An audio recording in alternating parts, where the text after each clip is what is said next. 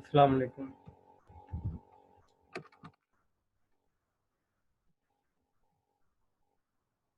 Hello, अस्सलाम वालेकुम। वालेकुम सर। हाँ जी, आवाज़ आ रही है सबको?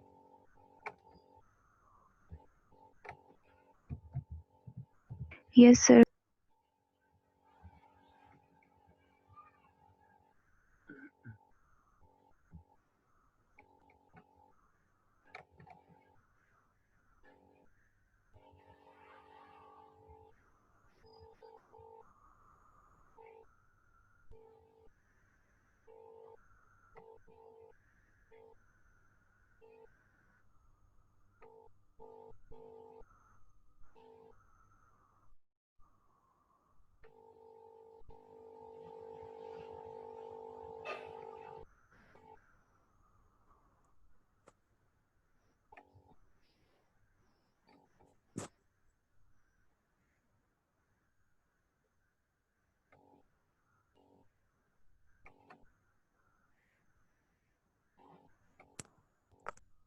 स्क्रीन शो हो गई है सबको?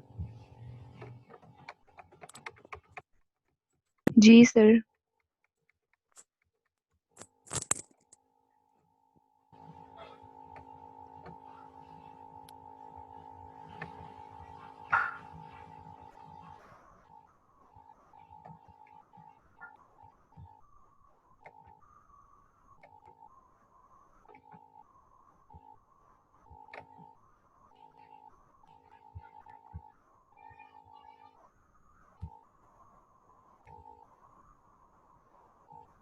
कहाँ से पढ़ना था?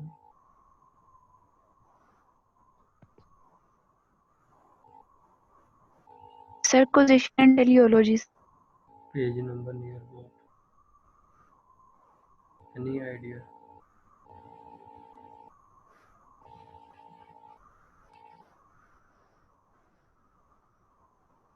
Sir, page number 49.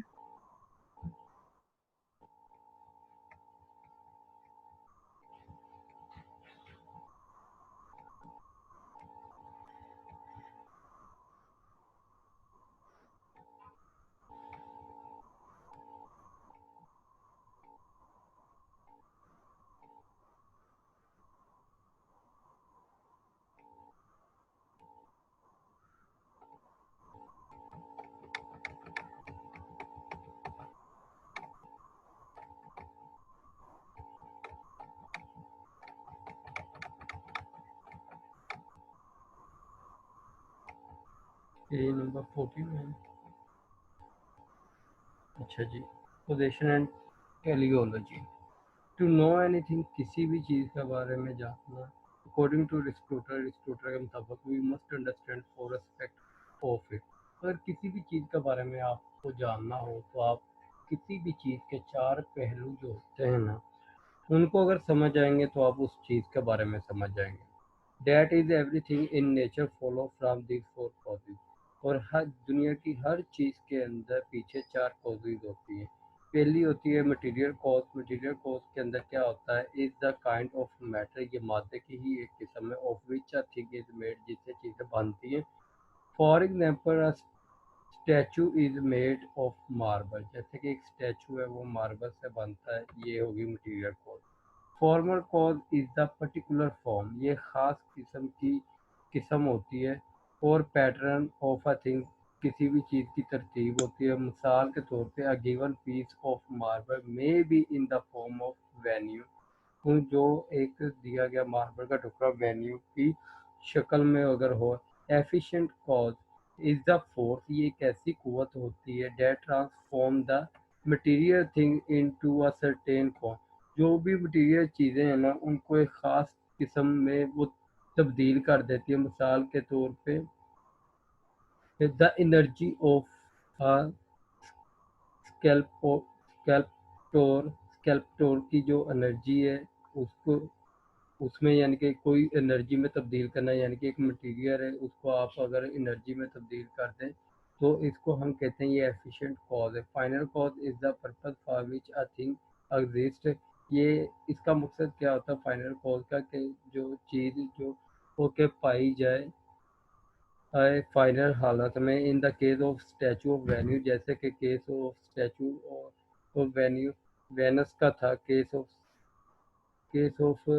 Statue of Venus, the purpose may be to arouse pleasure in those who view it, कि जो लोग भी इस वेनस के जो स्टैचू को देखेंगे उसके अंदर वो खुशी की जो फीलिंग आएगी, कि हु व्यू इट, जो भी देखे, the final cause is that for the sake of which something exist, इस वजह से वो चीज़ पाई जाती है क्योंकि ये दूसरों के लिए प्लेयर का बायस है, दूसरों को खुशी प्रोवाइड करती है, ये फाइनल कॉज है। अरिस्टोटल फिलॉसफी एग्जाम्पलीफाइड टेलीओलॉजी, अरिस्टोटल की जो फिलॉसफी थी वो एग्जाम्पल टेलीओलॉजी की, बिकॉज क्योंकि फॉर हिम, उसके नज़दीक, everything in nature exist for a purpose, तो दुनिया में कोई भी चीज़ है ना, वो उसका कोई ना कोई मकसद तो ज़रूर है। बाय पर्पस, मकसद के लिए। However Aristotle did not mean conscious intentions, Aristotle का मतलब ये नहीं है कि आप तवज्जो के साथ जो यानी कि इंटेंशन हो उस तरह, rather he meant that everything in nature has a function built into it, कि हर चीज़ जो है इस कायनात की वो काम करती है और उसी की सूरत में वो रहती है। This built built in purpose और function is called the antilecy, इसको हम इंटेलिसी कहते हैं। इंटेलिसी keeps an object moving or developing in its prescribed description। इंटेलिसी जो होती है वो किसी भी चीज़ को हरकत में रखती है और उसकी नशोनुमा में मदद फ्राहम करती रहती है ख़ास हिम्मत में, until it's full potential is reach, जब तक कि वो अपनी फुल ताकत में ना आ जाए। The final cause of living things is part of their nature, जो फाइनल वजह होती है किसी भी जिंदा चीज़ की, वो नेचर का एक हिस्सा होती है। It exist as a potential from the organism very inception, an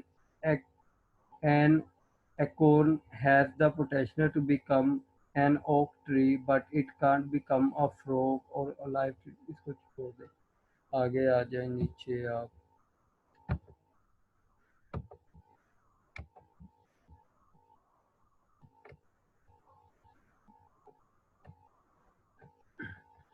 according to रिस्टोटर के मुताबिक ऑल नेचुरल थिंग्स, जितनी भी कुदरती चीज़ें हैं, बोथ एनिमेट एंड इनएनिमेट, जो एनिमेट भी हैं या इनएनिमेट भी, have a purpose built into them, उनके अंदर कोई ना कोई मकसद ज़रूर होता है बनने का। In addition however nature itself has a grand design और पर्पस, ये जो कायनात है या कुदरत है, ये एक बड़े पैमाने पे डिज़ाइन की है किसी मकसद के लिए। Aldous Aristotle believe that the categories of thing in nature remain fix, जो ग्रुप बंदी होती है चीज़ों की नेचर के अंदर, वो हमेशा एक जैसी रहती है। दस denying evaluation he spoke of a grand hierarchy मंग ऑल थिंग, जितनी भी चीज़ें हैं उनमें विरासती तल्लुकात ज़रूर पाया जाता है। The Scala nature refers to the idea that nature is arranged in a hierarchy ranging from the natural matter to the unmoved mover। अब यानी कि वो वाली चीज़ें जो हरकत कर रही हैं उस तकसीम से, यानी कि उस ग्रुप बंदी से लेके जो वो वाली चीज़ें जो मूव नहीं करती, ये नेचुरल मैटर जो हैं उन तक इनकी ग्रुप बंदी की जाती है, which is pure actuality he and is the cause of everything in nature, और कायनात के अंदर जितनी भी चीज़ें हैं उसकी वजह बनती है। For Aristotle unmoved mover is what gives all nature object, वो वाली चीज़ें जो कायनात के अंदर पाई जाती है और हरकत नहीं कर सकती, वो भी नेचर मिलकर बना रही होती है। In his scala nature the closer to the unmoved animals, वो unmoved among animals humans were closest to the unmoved mover। और अब जो एनिमल है या इंसान है ये बहुत ज़्यादा एक दूसरे के ये दोनों ही क्लोज होते हैं, जो चीज़ें अनमूव होती हैं उनके, with all animals at various distance behind, बहुत से एनिमल्स जो अपने पीछे बहुत सा फासला छोड़ के आ चुके होते हैं। Although Aristotle did not accept evolution, इसने एवोल्यूशन को एक्सेप्ट नहीं किया था। His scala nature does create a phylogenetic scale of sort, making it possible to study lower animal in the order to understand human.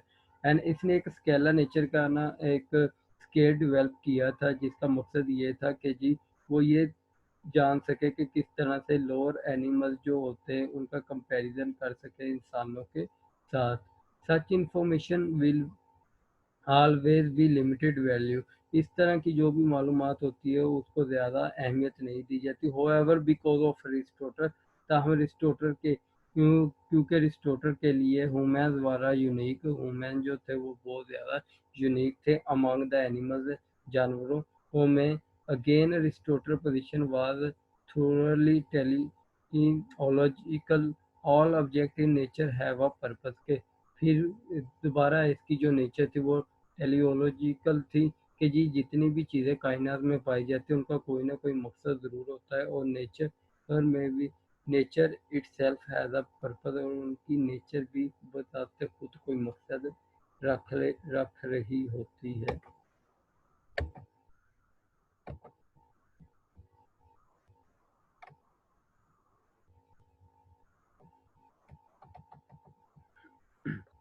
The hierarchy of soul.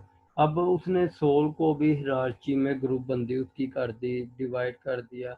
For Aristotle as for most Greek philosophers, जिस तरह के और भी बहुत से Greek philosophers ने भी किया था एरिस्टोटल ने के लिए, a soul is that which gives life. रूह वो वाली चीज़ें जो जिंदगी मुहैया करती है. Therefore all living things possess a soul. जितनी भी जिंदा चीज़ें उनमें रूह पाई जाती है. According to Aristotle there are three type of soul. तीन तरह की रूह होती हैं. And a living thing potential, और तीन तरह के, और इसके साथ साथ जो जिंदा चीज़ें होती हैं उनका मकसद होता है. Is determined by what type of soul है, कि अगर आपने किसी के मतलब उसका मकसद जानना हो तो आप उसके रूह के मतलब जान लें कि उसके अंदर किस तरह की रूह पाई जाती है, तो उस हिसाब से आप उसका पर्पस भी जान जाएंगे.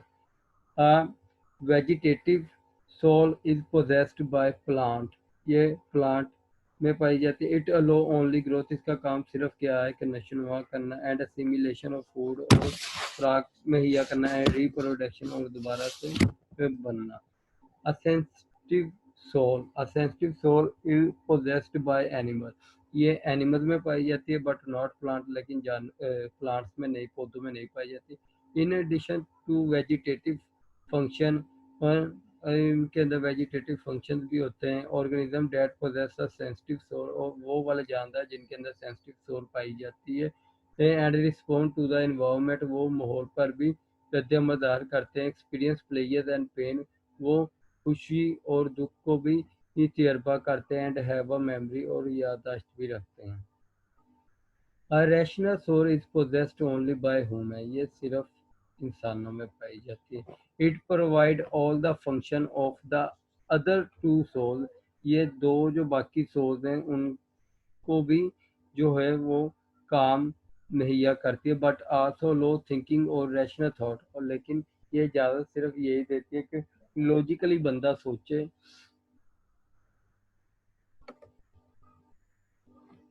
Because it is the soul, ये रूह है, that gives a living organism its distinct property, जो कि एक जिंदा जानदारों को एक अलग से खसूसियात मुहैया करती है. टू आस्क वेदर बॉडी और सोल एग्जिस्ट इंडिपेंडेंटली. तो पूछा जाए अगर कि जी ये जिस्म और रूह दोनों इंडिपेंडेंट आज़ादाना तौर पे पाए जाते हैं. फॉर अरिस्टोटल, अरिस्टोटल के नज़दीक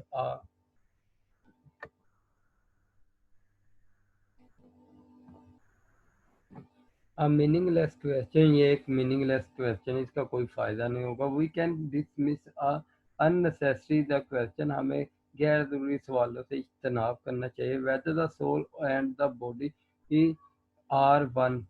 बॉडी और सोल एक ही है. It is a thought.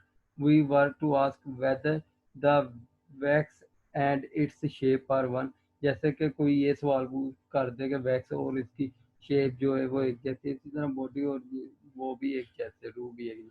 Sensation and reason. Aristotle said the senses provide information about the environment. अब अरिस्टोटल का ये मानना था कि जी हमारे जो हवास होते हैं हमें बाहर वाले माहौल से मुतल्लक जितनी भी मालूमात है वो प्रोवाइड करते हैं, देख के, सुन के, टेस्ट करके, टच करके या स्मेल करके। अनलाइक अर्लियर फिलोसफर्स जैसे कि डेमोक्रेट्स हुए, एपिडोगलस हुए, उनकी तरह इसने कहा Aristotle did not believe, Aristotle का इस बात पे यकीन नहीं था object sent off a tiny copy के ऑब्जेक्ट जो हैं वो छोटी छोटी कॉपीज भेजते हैं ऑफ देम सेल्फ अपने अंदर। जैसे हमने पढ़ा था कि कोई चीज़ है वो हमारी स्किन पे आके बैठ जाती है, फिर हमारे वो ऑब्जेक्ट जो होता है वो अपनी छोटी छोटी कॉपीज हमारे स्किन्स के पोज के जरिए हमारे अंदर भेजते हैं, उससे फिर वो जाके मैचिंग होती है और हमें पता चलता है। लेकिन इसने इस चीज़ से एग्री नहीं किया। Rather he thought that the perception was explained by the motion of object. इसने कहा अगर आपने परसेप्शन को बयान करना है तो आप चीज़ की हरकत से बयान कर सकते हैं। That stimulate one of the sense, जो हमारे किसी न किसी हवास को ज़रूर मुतासर करेगी। The movement of the environmental object create movement through different media, जो वो मूवमेंट है माहौल के अंदर जो ऑब्जेक्ट की मूवमेंट होती है वो क्रिएट करती है हरकत को थ्रू डिफरेंट मीडिया मुख्तलिफ तरीक़ों से। And each of the senses is maximally sensitive, और हमारे हर हवास जो है वो बहुत हद तक नाजुक होते हैं, वो इस मूवमेंट को फौरी तौर पे डिटेक्ट कर लेते हैं। मिसाल के तौर पे seeing result from the movement of light, जैसे कि एक हरकत करती हुई रोशनी को आप फौरी तौर पे डिटेक्ट कर लेते हो, फौरी तौर पे देख लेते हो। एक साकन रोशनी और एक हरकत करती हो तो आपकी तवज्जो जो होगी वो हरकत करती हुई रोशनी की तरफ फौरी तौर पे चली जाएगी। An object in relation to the sensory ability of the eye. In this way, Aristotle explained how we could actually sense environmental object। इस तरीके से उसने मिसाल दी कि किस तरीके से हम माहौल के अंदर चीज़ों को वो फौरी तौर पे ये हवास के जरिए उसके मुतल्लक मालूमात हासिल कर लेते हैं। With those object sending off physical copies of themselves, वो वाले ऑब्जेक्ट जो कि अपनी फिजिकल कॉपी भेजते हैं। अनलाइक प्लाटो की निस्बत Aristotle believe we could generally trust our senses, हम आमतौर पे अपने हवास पे यकीन रख सकते हैं to yield an accurate representation of the environment, किसी भी माहौल को बयान करने के लिए common sense and reason. As important as sensory information was to Aristotle, it was only the first step in acquiring knowledge। जैसे कि ये अरिस्टोटल का मानना था कि जो सेंसरी मालूमात होती हैं वो बहुत ज़्यादा अहम होती हैं और ये हमारा इल्म हासिल करने का पहला मरहला होता है। इन अदर वर्ड, दूसरे अल्फाज में, sensory experience is necessary, sensory जो एक्सपीरियंस होते हैं वो ज़रूरी होते हैं, बट नॉट सफिशेंट, लेकिन काफ़ी हद तक नहीं। Element in attainment of knowledge, किसी भी मालिक्यूल के मतलब जब आप इल्म हासिल करते हैं इन द फर्स्ट प्लेस, पहले मरहले में each sensory system provide isolated information, हर जो हवास है वो हमें अलग अलग मालूमात प्रोवाइड कर रहा होता है माहौल के अंदर से। That by itself is not very useful, जो उनके लिए शायद फ़ायदेमंद नहीं होती। मिसाल के तौर पे seeing a baby tossing and turning provide a clue as its condition, जैसे कि एक बेबी को अगर आप देखें वो टॉसिंग और टर्निंग कर रहा है तो ये हमें एक क्लू प्रोवाइड कर रहा है किसी कंडीशन से मतलब। इसी तरह हेयरिंग इट्स क्राई, जब आप उसे रोते हुए जब वो रो रहा होता है हम सुनते हैं, प्रोवाइड एंड अदर क्लू, वो दूसरी हमें निशानी प्रोवाइड करता है। And smelling it may give a big clue, और जो हमारे स्मेल की सेंसेस है वो हमें इस सबसे बड़ा क्लू जो है वो प्रोवाइड करती है to why it is uncomfortable, कि वो क्यों अनकम्फर्टेबल है। But it is the combined information, लेकिन जब इन तीनों मालूमात को इकट्ठा किया जाता है, जितने भी क्लूज हैं उनको इकट्ठा किया जाता है फ्राम ऑल दी सेंसेस, जितनी भी सेंसेस हैं उनके लिए, that allow for the most complete interaction with the environment, तो वो हमें इस चीज़ की इजाज़त देती है कि हमें माहौल के बारे में एक्चुअल में पता चल जाता है कि इस वक्त बच्चे के साथ हो क्या रहा है। Aristotle postulate common sense as the mechanism that coordinated। क्या हुआ? सो जाओ।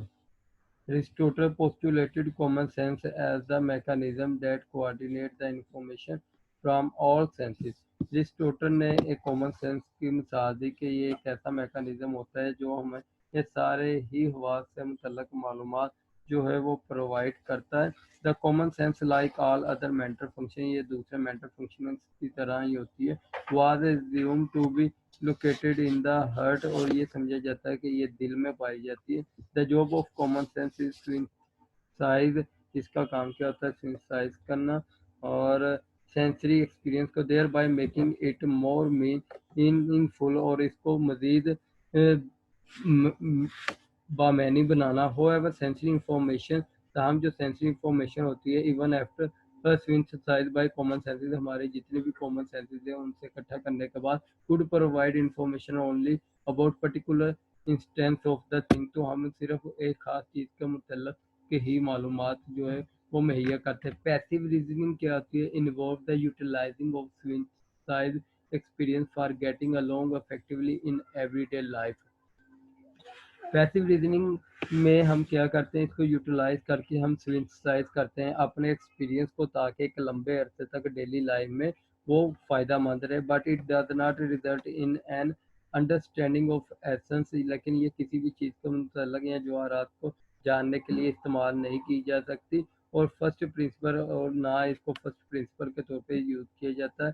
The abstraction of the first principle from one many experience can only be accomplished by active reasoning. जो एब्स्ट्रैक्शन है पहले मरहले की, उसको हम अपने तजर्बा से कर सकते हैं। वो तजर्बा तो किस तरह? एक्टिव रीजनिंग के जरिए। Which Aristotle consider the highest form of thinking, जिसको अरिस्टोटल ने समझा कि ये थिंकिंग की सबसे बड़ी किस्म है।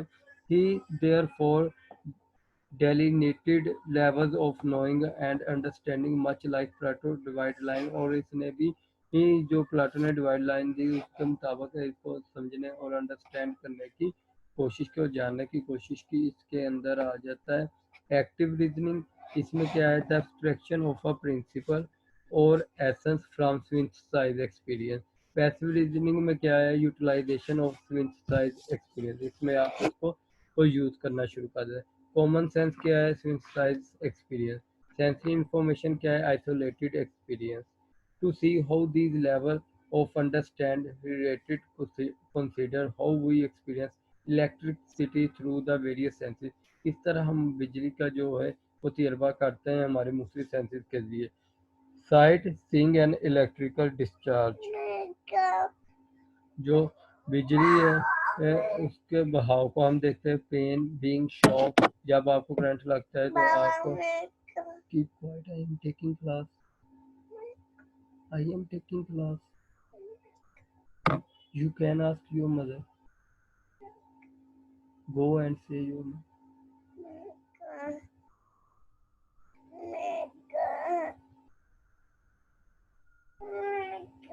And hearing. और हेयरिंग के अंदर क्या होता है? Hearing in the electrical discharge, जब वो बिजली कारक हो रहे होते हैं तो हमें उसकी आवाज़ भी सुनाई देती है। Then go outside and take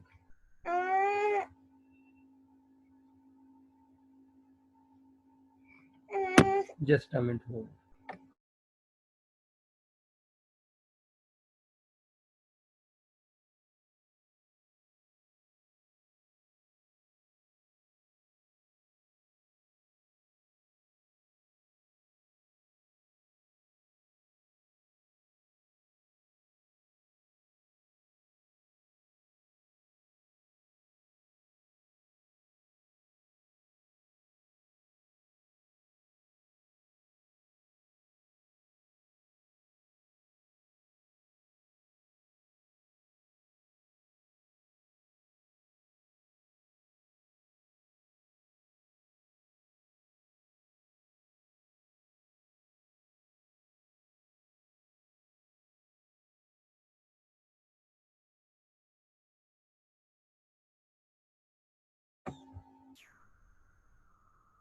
अच्छा जी, इस तरीके से ना जितनी भी ये इसने बातें की है ना, इस वाले पूरे को आपने पढ़ लेना है। मेन चीज़ वही है जो ऊपर उसने बयान कर दी है।